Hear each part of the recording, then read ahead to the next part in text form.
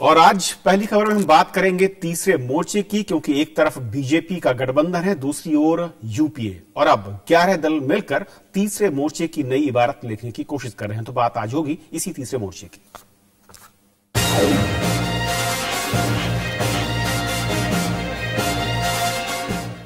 लोकसभा चुनाव से पहले आज तीसरे मोर्चे के गठन का ऐलान कर दिया गया। 11 पार्टियों के इस मोर्चे ने साथ मिलकर लोकसभा चुनाव लड़ने का फैसला किया है। गैर बीजेपी, गैर कांग्रेसी पार्टियों के इस गठबंधन ने अगली सरकार बनाने का दावा किया।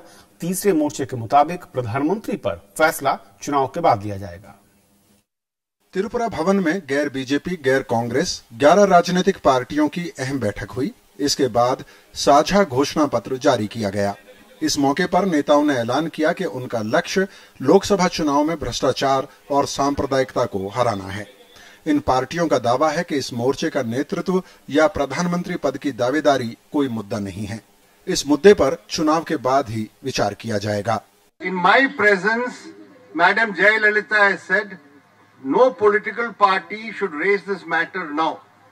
These are matters we'll decide later. हमारे यहाँ पीएम के कैंडिडेट का 2-2, 3-3 बार सिलेक्शन हुआ है, कभी किसी तरह का झगड़ा नहीं हुआ। मोरारजी भाई, वीपी सिंह, देवेगौड़ा जी, गुजराल साहब, हमारे यहाँ किसी तरह का कांग्रेस और बीजेपी में थोड़ा बहुत कुकड़ होता है, हमारे यहाँ कभी भी झगड़ा नहीं हुआ। जेडीयू और समाजवादी पार्टी नेताओं ने भरोसा दिलाया कि वो किसी सूरत में पाला बदलने वाले नहीं हैं। इसकी कोई संभावना नहीं और वापस बीजेपी के साथ किसी भी प्रकार के संबंध की बात उसकी कोई गुंजाइश नहीं। इस बैठक में बीजेडी और असम गण परिषद के नेताओं ने हिस्सा नहीं लिया, लेकिन मोर्चे के नेताओं ने दावा किया कि ये दोनों पार्टियां उनके साथ मजबूती से खड़ी हैं। साथ ही ये भी संकेत दिए गए कि आने वाले दिनों में कुछ और क्षेत्रीय दल भी साथ आ सकते हैं। अभी तो शुरुआत है, इसके बाद जब 11 दल हैं और हो सकता 15 दल हो जाएं। जब 15 दल हो जाएंगे तब सभी नेता बैठ करके नाम भी हो जाएगा, कार्यक्रम भी हो जाएगा, किस तरह से हमारा संगठन चलेगा या चुनाव के बाद क्या निर्णय लेना है वो नेतृत्व करेगा, वो चुनाव के बाद तय होगा। ये पार्टियां लोकसभा चुनाव के दौरान एक दूसरे के मंच पर चुनाव प्रचार में शामिल हो सकती हैं, लेकिन जहां तक सीटों के तालमेल का सवाल है उसकी जरूरत और संभावनाएं सीमित हैं। कुल मिलाकर ये क्षेत्रीय दल अपने दम पर मजबूत जनाधार वाले इलाकों में ज्यादा से ज्यादा सीटें हासिल करने की कोशिश करेंगी और सीटों की संख्या ही चुनाव के बाद इस मोर्चे की एकता और ताकत को तय करेंगी। श्याम सुंदर, राज्यसभा टीवी। और आज हमारे साथ इस मुद्दे पर बातचीत करने के लिए 3 खास मेहमान हैं। हमारे साथ हैं नलिन कोहली, जो बीजेपी के नेता हैं, हमारे साथ हैं दानिश अली, जो कि सेक्रेटरी जनरल हैं जेडीएस से, और हमारे साथ हैं संजय सिंह, जो कि पॉलिटिकल एडिटर हैं फर्स्ट पोस्ट में। आप सभी मेहमानों का बहुत स्वागत है। मैं सबसे पहले दानिश साहब आपके पास आना चाहूंगी। आप लोग अपनी तीसरे मोर्चे का ऐलान तो कर दिए, लेकिन पहले ही दिन जब तीसरे मोर्चे का ऐलान हुआ 11 राजनीतिक दलों के साथ, उसमें से 2 दल गायब हो गए। दूसरी महत्वपूर्ण बात मुझे जो देखने को मिली कि आप लोगों ने अभी भी प्रधानमंत्री कौन होगा इसका पत्ता नहीं खोला। तो ये किस दिशा में जाता हुआ दिख रहा है? तीसरे मोर्चे की मंजिल कहाँ जा रही है? देखिए, पहले तो आप ये साफ कर लें, ये तीसरा मोर्चा नहीं है, पहला मोर्चा होगा चुनाव के बाद। और दूसरी चीज ये कि जो 2 दल नहीं आए, ये कोई आज पहली बैठक नहीं थी। पार्लियामेंट के अंदर बैठक हमारी हुई थी 5 फरवरी को, 11 के 11 दल मौजूद थे। उसके बाद जो है 10 फरवरी को नीतीश जी दिल्ली आए थे, तो देवेगौड़ा जी के घर पर एक अनौपचारिक बैठक हुई थी। आज जो है ये बैठक तय की गई थी। जो 2 दल नहीं आए, आपको शायद मालूम होगा, श्री नवीन पटनायक जी के यहाँ आज उड़ीसा में जो है एम्स का उद्घाटन था, एम्स के सेंटर का, वो उसमें व्यस्त थे, वो नहीं आए। प्रफुल्ल मोहंता जी ने फोन पे बताया है कि उनकी मदर की तबीयत जो है बहुत क्रिटिकली जो है वो है, इसलिए नहीं। एक मिनट, मैं नहीं आया, और बीजू जनता दल नहीं आया। मैं मानती हूँ ठीक है उनके यहाँ समस्याएं थी, लेकिन जयललिता जी ने जिस तरह से अपना प्रतिनिधि भेजा, वैसे वो भी भेज सकते थे। भाई नहीं आ पाए, व्यस्तता रही। कोई लेकिन पार्टी के प्रोग्राम के साथ जो ये हमने ड्राफ्ट आज रिलीज किया जॉइंट डिक्लेरेशन, वो उस पर उनकी सहमति है। उन्होंने कहा है, और नवीन पटनायक साहब का कल भी इंटरव्यू आपने देखा होगा, साफ कहा है कि एक non Congress non BJP alternative हम देश को देना चाहते हैं। चलिए दानिश, और जहां तक प्रधानमंत्री पद की बात कही आपने, मैं आपको बता दूं कि ये देश जो है ये संसदीय लोकतंत्र का देश है। यहां पर राष्ट्रपति प्रणाली नहीं है, यहां पर पार्लियामेंट्री डेमोक्रेसी है, और पार्लियामेंट्री डेमोक्रेसी में जनता सांसद इलेक्ट करती है और सांसद जो है इंटर्न जो है प्राइम मिनिस्टर को इलेक्ट करते हैं। चलिए दानिश, मुझे एक सवाल का जवाब आप कह रहे हैं कि ये पहला मोर्चा तीसरा मोर्चा नहीं। इस बात को समझने के लिए मैं आंकड़ों को देखूं तो इस वक्त जो ये आपके साथी दल हैं जिसे आप पहला मोर्चा कह रहे हैं, और मीडिया या तमाम जो राजनीतिक जानकार वो तीसरा मोर्चा कह रहे हैं, उनका आंकड़ा 100 के अंदर है सीटों के लिहाज से पूरे देश में। अब मैं समझना चाहता हूं, आप एक अल्टरनेटिव की बात करें, एक विकल्प की बात कर रहे हैं, कैसे उस आंकड़े तक पहुंचेंगे 100 से बढ़ाकर? और क्योंकि आपके जो ये क्षेत्रीय दल हैं, इन्हीं राज्यों में जो दूसरे सहयोगी हैं, कि दूसरे दल हैं, वो भी बराबर के ही टक्कर वाले लोग हैं, ऐसे में सभी तो एकजुट होंगे नहीं पाएंगे, भी आप भी कह सकते हैं शायद, लेकिन ये संख्या जो है, ये समझाइए कि कैसे बढ़ाएंगे आप 100 से 272 तक? देखिए, जहां तक आप 100 की बात कर रहे हैं, मैं उससे इत्तेफाक नहीं रखता। 100 से कहीं ज्यादा सीटें इस फिलहाल के गठबंधन को आएंगी जो आज 11 पार्टी बैठी है। नंबर 1, मैं इस बात से आपकी सहमत हो सकता हूं कि 272 ये 11 दल जो है नहीं रीच करेंगे। I do agree with it, लेकिन इसीलिए शायद आपको समझना चाहिए कि हमने अभी तक एक फॉर्मल फ्रंट को नाम नहीं दिया है। हम पोस्ट इलेक्शन भी जो गैर कांग्रेस गैर भाजपा दल हैं उनको इसमें आमंत्रित करेंगे और लोग आएंगे, और कुछ जो दल हैं वो उन्होंने इच्छा भी प्रकट करी है आने की, और वो आएंगे। देश में इस वक्त कांग्रेस के भ्रष्टाचार के खिलाफ माहौल है।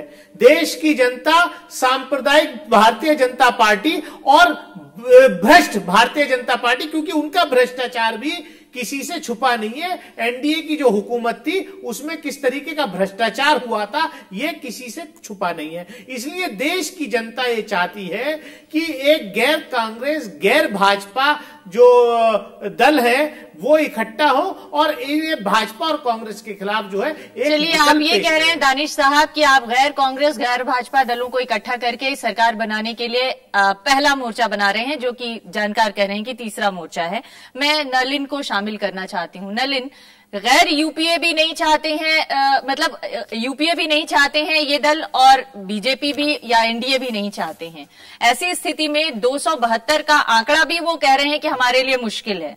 अब सरकार किसके, आपको क्या इसमें कोई उम्मीद दिखती है कि जब नतीजे आ जाएंगे तो इसमें से कुछ दल छिटक कर आपके पास भी आ सकते हैं?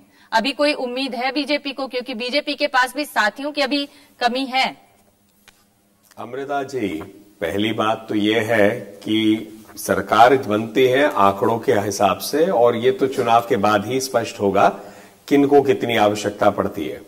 लेकिन महत्वपूर्ण बात यह है कि यदि सन 80 से हम ले लेते हैं तो आज तक हर लोकसभा में कांग्रेस और भाजपा के टोटल सीट्स 272 से ज्यादा है। जब कांग्रेस के 400 भी अधिक थे और हम 2 पे थे, तब भी 272 के आंकड़े से ज्यादा है। इस लोकसभा को ले लीजिए, इससे पिछले लीजिए, हर में। तो स्वाभाविक है कि यदि कोई सरकार बनेगी केंद्र में, या तो उसे कांग्रेस या भाजपा का उस गठबंधन में होना अनिवार्य है या उसका समर्थन। और यही हमने विकल्प आज तक देखे हैं, चाहे वीपी सिंह जी के जमाने में, चाहे आप देवेगौड़ा जी और इंद्र कुमार गुजराल जी या चंद्रशेखर जी। अब दूसरी बात यह है, जब जब कांग्रेस पार्टी ने समर्थन दिया है किसी गैर भाजपा गठबंधन को, वो सरकार कभी नहीं चली। 6 महीने चली, मतलब साल के अंदर में प्रधानमंत्री बदल जाते हैं, देवेगौड़ा जी, आई.के. गुजराल जी और चंद्रशेखर जी। तो स्थिरता और कांग्रेस की उसमें विश्वसनीयता, दोनों पे प्रश्न उठते हैं। तीसरी बात यह है कि यदि मैं इन आज के जो 11 घटक दल हैं, इनके अगर आंकड़ों को जोड़ता हूं तो लगभग 250 पौने 300 सीट्स हैं। तो ये सारी सीटें यदि जीते, मतलब कहने को अगर मुलायम सिंह जी सारी 80 सीटें जीते, जयललिता जी सारी 40 सीटें जीते इंक्लूडिंग पौंडीचेरी, बंगाल में लेफ्ट फ्रंट ममता जी को हरा देता है सारे 42 सीटों में, सारे 21 सीट जीतते हैं वो केरला में, तब जाकर आंकड़ा 272 से तब भी कम है। और ये अभी तक ऐसा कोई लोकसभा नहीं दिखता है जहां ऐसी संभावना जो चमत्कार है हुआ हो। तो मुझे लगता है हम शुरू से कह रहे हैं ये तीसरा मोर्चा हो, पहला मोर्चा हो, नेशनल फ्रंट हो, नोशनल फ्रंट हो, जिस मर्जी यूनाइटेड फ्रंट हो, जैसे मर्जी नाम से लीजिए, ये काल्पनिक एक्सरसाइज है। आप कह रहे हैं काल्पनिक है नलिन, लेकिन मैं एक छोटा सा रिएक्शन चाहूंगा आपसे, क्योंकि कई ऐसे राज्य हैं जिन राज्यों में यह मानना पड़ेगा दोनों ही बड़ी पार्टियों को कि क्षेत्रीय दल वहां पर आप लोगों के वजूद के लिए खतरा बन चुके हैं और एक तरीके से पकड़ बना ली है, जिसमें करीब 5 ऐसे राज्य हैं जहां पर दोनों ही दलों की हालत क्षेत्रीय दलों ने पतली की है। अगर इन दोनों ही दलों को आगे बढ़ना है और दिल्ली की सत्ता पर काबिज होना है तो आपको नहीं लगता कि इन क्षेत्रीय दलों से पार पाना होगा, जो फिलहाल मुश्किल नजर आ रहा है? रणनीति क्या होगी इनसे निपटने की? यहां 3 वाक्य है मेरे। पहली बात बिल्कुल सही, भारत में क्षेत्रीय दल इंपॉर्टेंट है, इसीलिए तो आप देखिए लगातार से सन 89 से 89 से हर सरकार माइनॉरिटी गवर्नमेंट है या कोलिशन है। कोलिशन का अर्थ ही हुआ कि या तो कांग्रेस उसमें है या भाजपा है और बाकी तो क्षेत्रीय दल ही है। दूसरी बात है जिसको हमें मन में रखना पड़ेगा, बहुत से ऐसे क्षेत्रीय दल हैं जो एक साथ नहीं हो सकते सरकार में, जैसे लेफ्ट फ्रंट और ममता जी, मुलायम सिंह जी और मायावती जी, डीएमके, अगर मैं डीएमके, एआईडीएमके, बीजेडी कांग्रेस के साथ किसी रूप से नहीं हो सकती, एजेपी कांग्रेस के साथ किसी रूप से नहीं हो सकते, क्योंकि ये भी एंटी कांग्रेस फोर्सेस अपने स्टेट्स में है। तो इसमें इंटरनल कॉन्ट्रडिक्शंस बहुत ज्यादा है। और लास्ट बात है कि ये विकल्प बनाने की बात क्या है, अगर आप मूल रूप से देखें तो ये विकल्प आज है भी या नहीं है, इसमें कोई ऐसी बात है नहीं। ये क्षेत्रीय दल पहले भी थे, आज भी है, कोई इनका साझा कार्यक्रम नहीं है। प्रधानमंत्री उम्मीदवार कौन है उस पे भी मुझे लगता है जितने दल है उतने दावेदार हैं। जी। तीसरी बार है, स्थिरता आज तक आई नहीं इतिहास से। तो मैं अगेन दोहरा रहा हूं, एक काल्पनिक सोच है, आशावादी सोच है और इसमें कोई दिक्कत नहीं। यदि वो रखते हैं इस आशा को तो क्या दिक्कत है? नहीं, हमने तो सवाल यही पूछा था कि अगर वो क्या आपको इसके बाद भी उम्मीद है कि कोई आपके पास आ जाएगा? मैं एक बार फिर से दानिश के पास जाना चाहती हूँ। दानिश साहब, आपने कहा कि ये जो तमाम दल हैं इसके अलावा भी कुछ दल हो सकता है जब हमारी संख्या आ जाए अच्छी खासी तो जुड़ जाएं। सवाल ये है कि एक तो 272 का आंकड़ा अभी भी आप लोग छूते हुए दिख नहीं रहे हैं, लेकिन दूसरा ये है कि इसमें जो ज्यादातर दल हैं वो क्षेत्रीय दल हैं, उनके क्षेत्रीय हित अहित से जुड़ी हुई राजनीति है, उनकी नेशनल पॉलिसी कैसे हो रही है तय, और कैसे वो लोग नेशनल पॉलिटिक्स को या नेशनल सरकार को डिफाइन कर रहे हैं, अपनी राजनीति, अपनी पॉलिसीज को लेके कैसे आगे बढ़ रहे हैं? वो क्षेत्रीय मुद्दों को हाशिए पर छोड़ के नेशनल पॉलिसी की तरफ आएंगे या फिर उनकी कोई नेशनल पॉलिसी अलग होगी और क्षेत्रीय पॉलिसी अलग होगी, रीजनल पॉलिसी अलग होगी? देखिए, पहले तो मैं आपसे ये सवाल कर लूं कि किसको 272 का आंकड़ा मिल रहा है? क्या कांग्रेस को 272 का आंकड़ा मिल रहा है? अगर नहीं मिल रहा है, अगर बीजेपी और कांग्रेस को नहीं मिल रहा है, दानिश साहब, अगर दोनों को नहीं मिल रहा है, अगर दोनों को नहीं मिल रहा है और आपको भी नहीं मिल रहा है, तो आपकी भी मजबूरी होगी कि आप किसी का हाथ दामन थामे और उनकी भी मजबूरी होगी कि वो किसी का दामन थामे। अब ये बताइए कि क्या आप कांग्रेस के साथ हाथ मिलाएंगे या बीजेपी के साथ हाथ मिलाएंगे अगर 272 नहीं आता तो? मैं ये कह रहा हूं कि ये non Congress non BJP parties को 272 मिलेगा और बीजेपी कितना ही भी सपना देख ले, बीजेपी जो है वो 150 से ज्यादा सीटें क्रॉस नहीं करेगी और कांग्रेस का तो मतलब इस बार खत्म है मामला। दोनों ये जो नलिन जी ने बात कही कि दोनों पार्टी बीजेपी और कांग्रेस हमेशा 272 से ज्यादा रही हैं, ये मिथ इस चुनाव में दूर हो जाएगा कि दोनों राष्ट्रीय पार्टी मिलकर के भी 272 का आंकड़ा नहीं छुएंगे। नंबर 1। नंबर 2 बात जो आपने पूछी कि क्या ये क्षेत्रीय दल, इनकी कोई राष्ट्रीय पॉलिसी है? मैं आपको याद दिलाना चाहता हूं कि जब संयुक्त मोर्चा की सरकार थी, श्री देवेगौड़ा प्रधानमंत्री थे, क्या कोई राष्ट्रीय पॉलिसी नहीं थी? क्या कोई विदेश नीति नहीं थी? क्या हमारे किसी पड़ोसी मुल्क से कई संबंध खराब थे? क्या हिंदुस्तान के किसी कोने में सवाल तो यही, स्थिरता का सवाल तो उठाया नलिन कोहली ने कि स्थिरता ही नहीं थी। एक एक साल में जब सरकारें ही चली जा रही थी तो फिर नेशनल पॉलिसी और इंटरनेशनल पॉलिसी। अब आप स्थिरता पे आके एक एक करके जवाब सुन लीजिए ना। हाँ। आपने कहा पॉलिसी कहां से देंगे। मैं समझता हूं अगर आप ईमानदारी से एनालिसिस करें अपने स्टूडियो में बैठ करके कि 1.5 साल की संयुक्त मोर्चा की सरकार और 6 साल की एनडीए की सरकार और 10 साल यूपीए की सरकार, ईमानदारी से एनालिसिस आप कर लीजिए कि किस सरकार की क्या पॉलिसी थी। चाहे तो इकोनॉमिक पॉलिसी आप कंपेयर कर लीजिए, चाहे फॉरेन पॉलिसी आप कंपेयर कर लीजिए, चाहे सामाजिक पॉलिसी आप कंपेयर कर लीजिए। दानिश साहब, मैं आपने जो 3 बातें कही है, मैं एक एक बात का जवाब चाहूंगा। दानिश साहब, विदेश मामलों की बात कर रहे हैं, पड़ोसी देशों से बात कर रहे हैं। आपके साथ ममता है, आपके साथ कर्नाटक के लोग भी हैं, आपके पास तमिलनाडु की पार्टियां भी हैं। क्या होगा अगर ममता आती, जो ये कह रहे हैं कि तमाम गैर बीजेपी गैर कांग्रेस के लोग शामिल होते हैं? क्या होगा नेपाल के साथ रिश्तों को लेकर? क्या होगा श्रीलंका के साथ रिश्तों को लेकर? क्योंकि इन पार्टियों की बहुत ही अलग अलग विचारधाराएं रही हैं। आपको पता है कि क्षेत्रीय दलों ने किस तरीके से केंद्र की सरकारों पर दबाव डाला है। दूसरी बात आपने कही विदेश नीति को लेकर, आर्थिक नीति पर मैं आता हूं। आर्थिक नीति पर इसमें कई पार्टियां हैं जो कि विदेशी फंडिंग को लेकर विरोध करती रही। लेफ्ट खुद कहती है कि सेल्फ मेड हमें होना है। इसमें से कई पार्टियां हैं जिन्होंने कि विदेशी फंडिंग है, विदेश से जो रास्ते खुले, दरवाजे खुले 1993 के बाद, उसका सहयोग किया, समर्थन किया, सरकार में शामिल रही। उस पर क्या करेंगे? नहीं लगता आपको कि वास्तविकता में कॉन्ट्रडिक्शन है? मानना पड़ेगा आपको। यह अलग बात है कि आप कोई मिनिमम एजेंडा बनाएंगे जहां पर वो तमाम सहमत होंगे।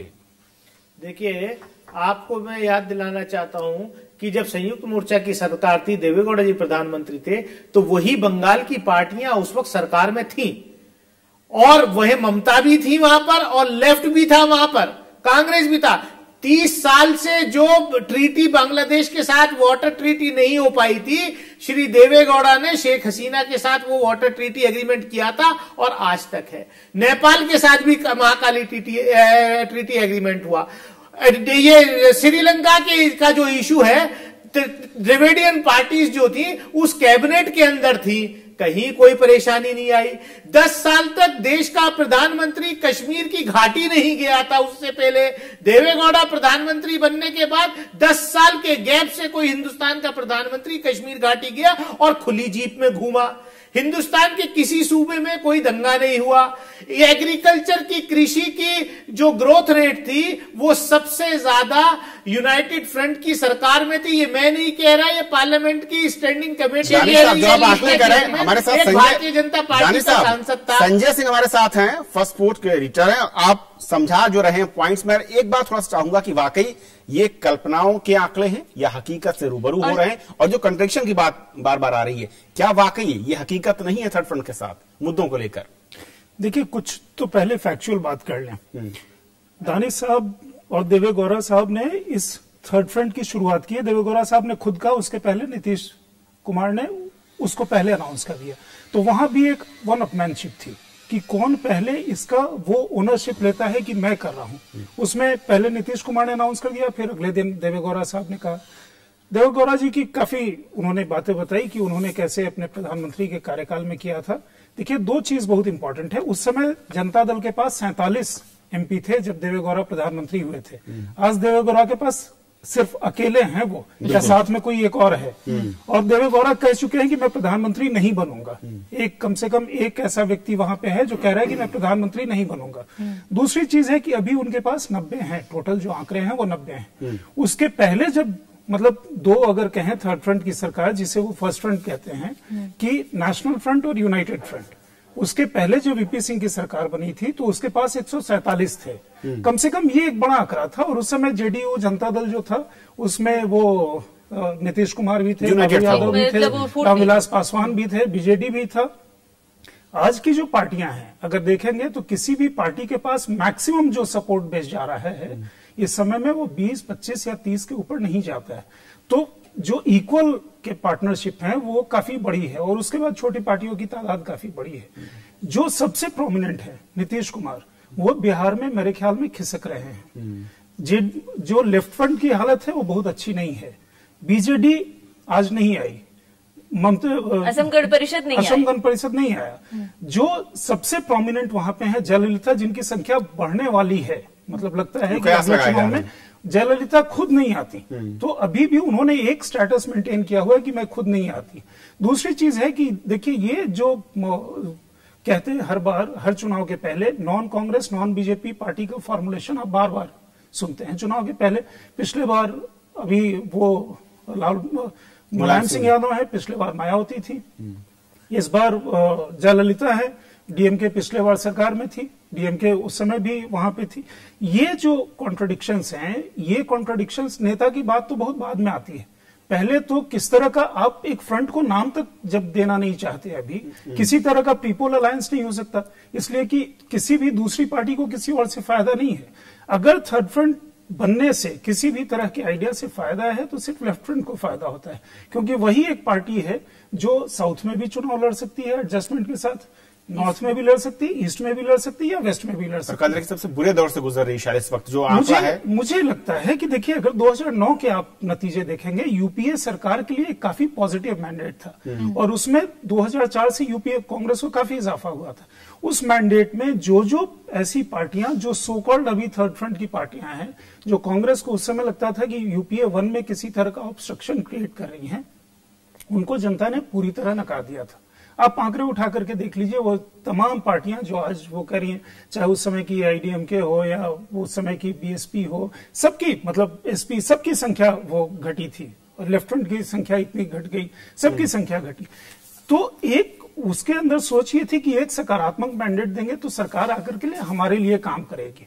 इस बार भी मुझे लगता नहीं है कि जनता की सोच उस तरह से बदली है। वही मैं जनता की सोच पे आना चाहती थी। जनता की सोच ये है कि क्षेत्रीय दल जो है वो मंगल सूत्र और लैपटॉप बांट के अगर चुनाव जीत रहे हैं, या हो सकता है कि जनता के अंदर ये भावना हो कि चलो ठीक है, जो मिल रहा है उसी को ले लें, या उस आधार पे अगर वो वोट करती हैं, तो वो पार्टियां जो छोटे छोटे लोभ और लालच की वजह से जीत रही हैं, वो नेशनल पर्सपेक्टिव में कैसे अपने आप को स्टैंड करेंगी, कहां खड़ी होंगी, ये एक बड़ा सवाल है। और जनता के मन में क्या उसका संदेश जा रहा है?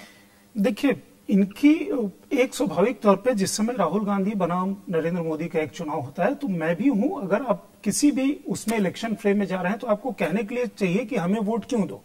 या तो हम किंग हैं या किंग मेकर हैं, मतलब दो ही भूमिका हो सकती है ना, या पोटेंशियली आप किसी को इन्फ्लुएंस कर सकते हैं। जो वो दौर है, वो दौर विधानसभा चुनाव में चलता है, जो पॉपुलिज्म का आप दौर कर रहे हैं, जिसमें आप कोई भी चीज वो बांट करके वो सत्ता में आ जाते हैं। नेशनल इलेक्शन में लोग फिर भी, जैसे 2009 का मैंडेट था, कांग्रेस को या बीजेपी को, इस समय लगता नहीं है कि कांग्रेस उस तरह से एक बॉइंट फोर्स है, लेकिन थर्ड फ्रंट आने से कांग्रेस को फायदा जरूर होता है। इसमें कोई मुझे वो असेसमेंट में कोई दिक्कत नहीं लगती। दूसरी चीज है कि अगर थर्ड फ्रंट की वो सोच नेशनल पर्सपेक्टिव में कैसे कन्वर्ट होती है, जब हर आदमी अपने 2 सीट 5 सीट 10 सीट को लेकर के, क्योंकि देखिए मनमोहन सिंह ने कहा कंपल्शन ऑफ कोलिशन पॉलिटिक्स, बाकी चीजों को अगर ब्लेम करना था तो वाजपेयी की जब सरकार थी तो जयललिता ने काफी कुछ एक्सट्रैक्ट करती थी, या टीडीपी काफी कुछ एक्सट्रैक्ट करते थे। तो ये जो है एक पर्सपेक्टिव में, वो भी जब कोई इतना बड़ा नहीं है कि जब सीटों का संख्या 1-2 के आसपास ऊपर नीचे होंगी, तो कैसे आप किसी को फर्स्ट नलिन, ये जो थर्ड फ्रंट बन रहा है, क्या आपको लगता है ये कांग्रेस को फायदा पहुंचाने के लिए बनाया गया कोई फ्रंट हो रहा है? क्योंकि ये जो पार्टियां हैं, ये क्षेत्रीय स्तर पर भले ही कामयाब हों, लेकिन आमतौर पर ये वो पार्टियां हैं जो बीजेपी से ज्यादा दूरी बरतती रही हैं। तो क्या ये कांग्रेस को फायदा पहुंचाने के लिए बना हुआ कोई थर्ड फ्रंट आपको लग रहा है? कुछ पार्टियां बीजेपी के साथ भी रहे हैं, कुछ पार्टियां कांग्रेस के साथ लगातार रहे हैं। मुझे लगता है थर्ड फ्रंट को एक प्रासंगिक या फाइट फॉर रेलेवेंस के रूप से देखना चाहिए। ये एक ऐसे पार्किंग स्पॉट है जहां पर जिन पार्टियों में पोटेंशियल है वो चुनाव के बाद तय कर सकते हैं कि कहां जाना चाहते हैं, और कुछ ऐसी पार्टियां हैं जो स्वाभाविक है बीजेपी के साथ जुड़ नहीं सकते और कांग्रेस उनके साथ जाने को तैयार नहीं है। तो कहीं तो अपनी प्रासंगिकता बनाने के लिए या रेलेवेंस बनाने के लिए कुछ तो करके दिखाने के लिए कहने की बात है। जो जनता के सामने प्रश्न उठेंगे और इसके लिए जवाबदेही भी होती है कि क्या भारत में प्रधानमंत्री, आज अगर आप देखें तो एक आधा पार्टी को छोड़ के अधिकांश सीटें जो हैं 5, 10, 15, 20, 25 इसके अंदर है, तो क्या भारत के प्रधानमंत्री एक ऐसे पार्टी से होंगे जहां 20, 22, 18 सीटें हों या उससे भी कम? दूसरा प्रश्न ये उठता है कि साझा कार्यक्रम क्या है। अभी दानिश भाई नीतियों की बात कर रहे हैं, नीतियों के लिए पहले कॉमन सोच चाहिए। सोच चलो ये तय कर लिया कि कम्युनलिज्म के नाम पे हम लोग एक तरफ हो गए और दूसरी तरफ कांग्रेस से हट के हम अलग हो गए, लेकिन एक सोच क्या है, साझा कार्यक्रम क्या है। यदि साझा कार्यक्रम है तो ये कैसे मिलेंगे। अभी तो संजय भाई खुद बता रहे थे कि पहली मीटिंग में वन अपमैनशिप की बात चल रही है और कई कद्दावर लोग नहीं आए।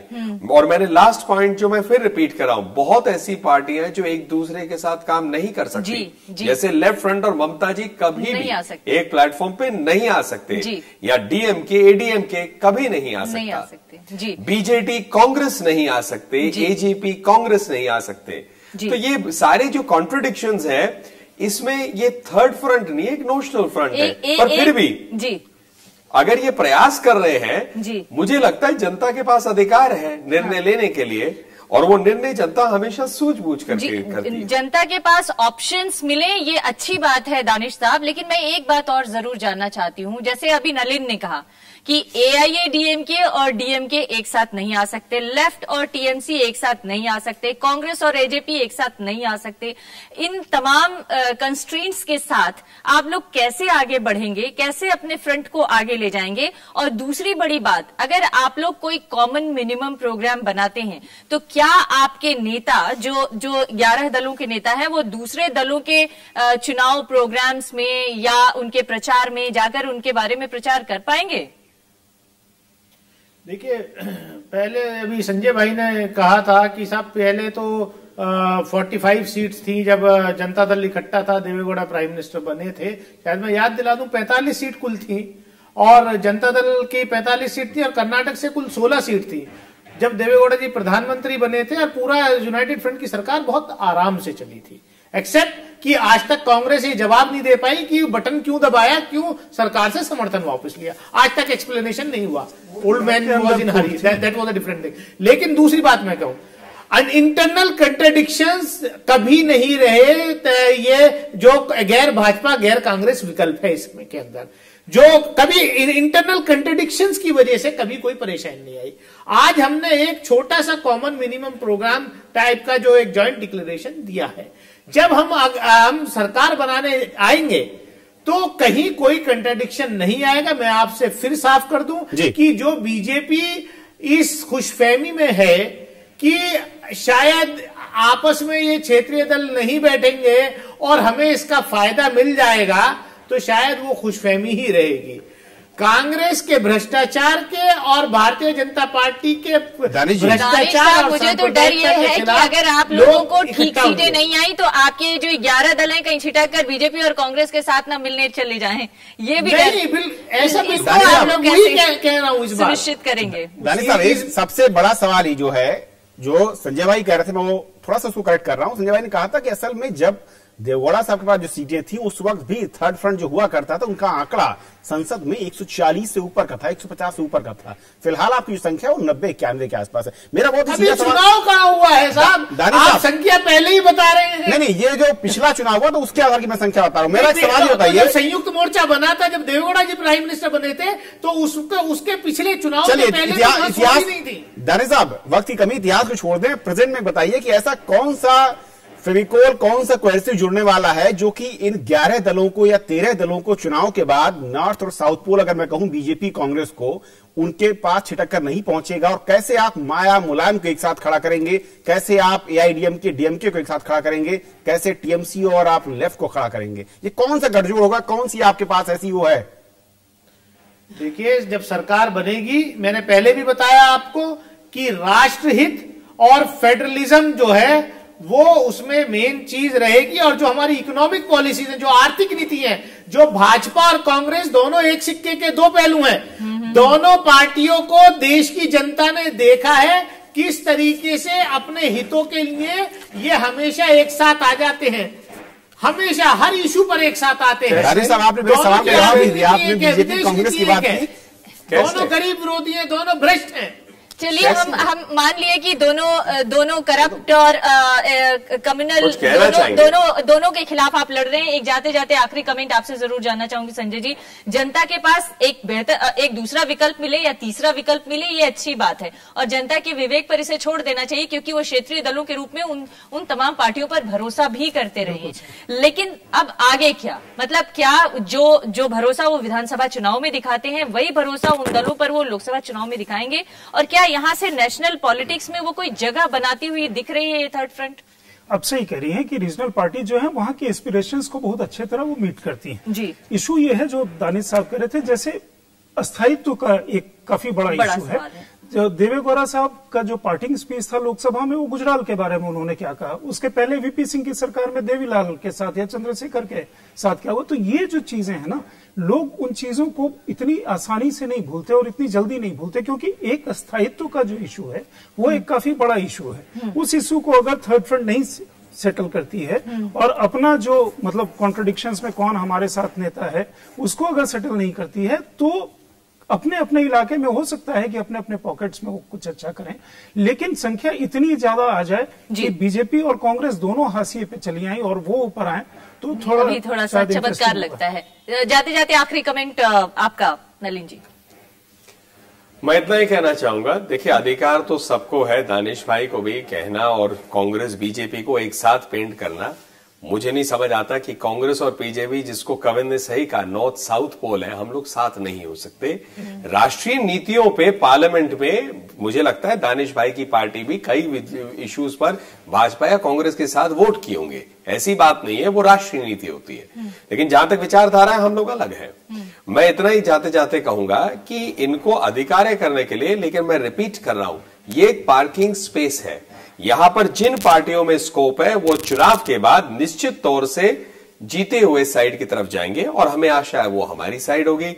और बाकी जिनकी प्रासंगिकता की लड़ाई है, रेलेवेंस की लड़ाई, वो इस लड़ाई को लड़ने के लिए एक प्लेटफॉर्म बना रहे, जहां आइए ट्रेन की तरह बैठ सकते हैं, बातचीत कर सकते हैं, हर स्टेशन पे उतर जाते हैं मतलब लोग जहां जहां सफर उनके खत्म, लेकिन देश को एक दूसरा विकल्प भी मिले कांग्रेस बीजेपी के अलावा, इसमें कोई हर्ज भी नहीं है। हम चाहते हैं विकल्प ऐसा हो कि उसकी स्टेबिलिटी सीबीआई तय ना करे, वो विकल्प ऐसा होगा उसकी स्टेबिलिटी सीबीआई तय नहीं ये भी ना हो जो ये तो आपको कांग्रेस से पूछना पड़ेगा दानिश भाई। मायावती जी ने कहा था कि उनके ऊपर जो ताज कॉरिडोर का केस किया था वो बीजेपी की सरकार ने किया था। ये भी ना हो हमने भी सुना था, लेकिन उसका जिसकी सरकार बने सारी गाड़ियां उसकी तरफ चली जाएं, ये भी ना हो कम से कम। बहुत शुक्रिया आप सभी मेहमानों का हमारे साथ इस खास चर्चा में शामिल होने के लिए। तो ये थी आज की पहली खबर।